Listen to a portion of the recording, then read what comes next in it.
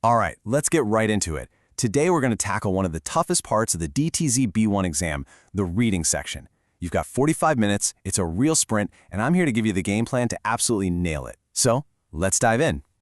See this number? 45. 45 minutes. This is your reality for the reading section. It's the biggest challenge for sure, but it's also your biggest opportunity. I know it sounds like a lot to handle in such a short time, but trust me, with the right approach, it's totally doable.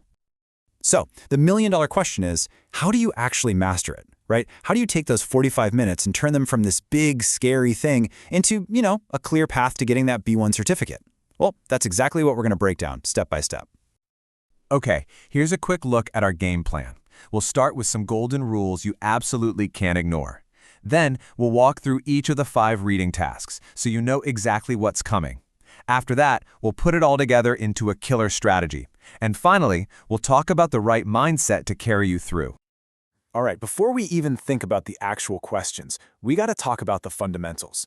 These are what I call the golden rules. Seriously, think of this as the foundation for your success.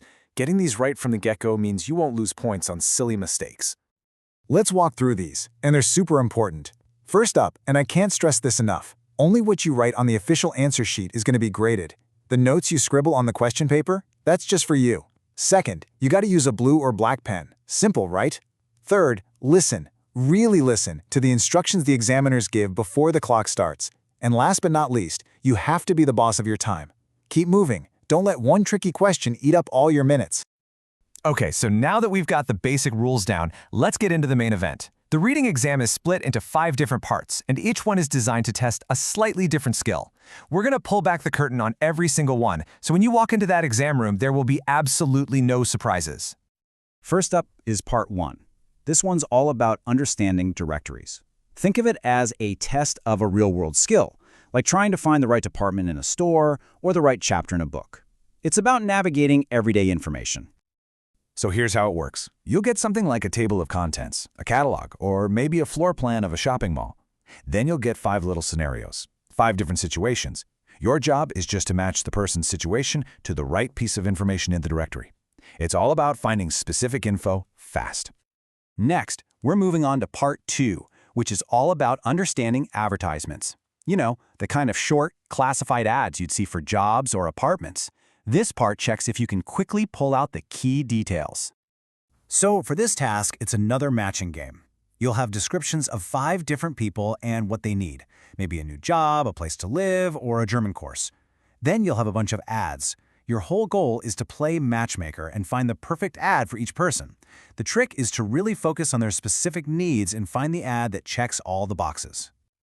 Okay, now we're getting into what's usually the trickiest part for most people. Part 3 gives you a much longer text to read. We're talking about something like a short newspaper article, a blog post, or maybe even the official rules for a building. And check this out, it's a 2-part challenge. For that one single text, you first have to answer 3 true or false questions about the main ideas.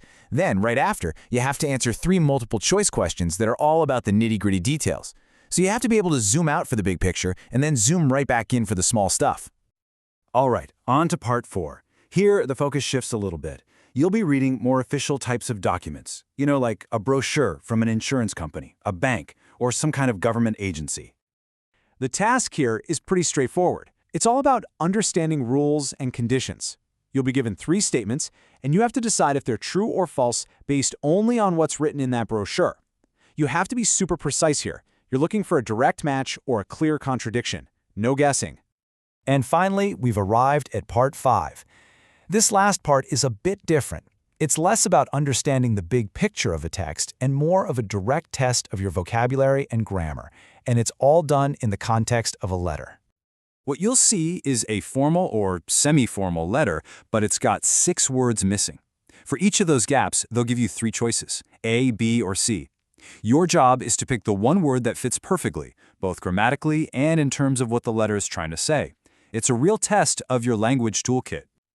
So there you have it. You know the 5 battlefields. But just knowing the map isn't enough, right? You need a plan of attack. So now we're going to talk about the master strategy, your plan for getting through those 45 minutes without breaking a sweat. Okay, here's your 5-step game plan. Listen closely. Step 1. The second they say go, take just 30 seconds to flip through the whole thing. Just get a feel for it. Step 2. For every single task, read the questions first, before you even look at the text. This tells your brain what to hunt for. Step 3 is all about smart reading, skimming to get the general idea, and scanning to find specific keywords from the questions. Step 4, and this is crucial, you do not need to understand every single word. Don't get stuck. And step 5, always keep one eye on the clock. Be your own timekeeper. So, we've gone over the rules, we've broken down all the tasks, and we've built a strategy. But before we wrap up, I want to leave you with one final thought. Honestly, this might be the most important piece of advice for this whole reading section. I want you to really let this sink in. You do not have to know every single word. This is not a vocabulary quiz, it's a comprehension test. The exam is literally designed so that you can pass even if you don't know all the words. You have to focus on what you do know and use the context clues to figure out the rest. Whatever you do, don't let a few unfamiliar words shake your confidence. So now you've got the map, you know the rules of the road, and you have a solid strategy. You know exactly what's coming, and you know how to deal with it. So the only question left is, are you ready to go out there and use it? I think you are. You've totally got this.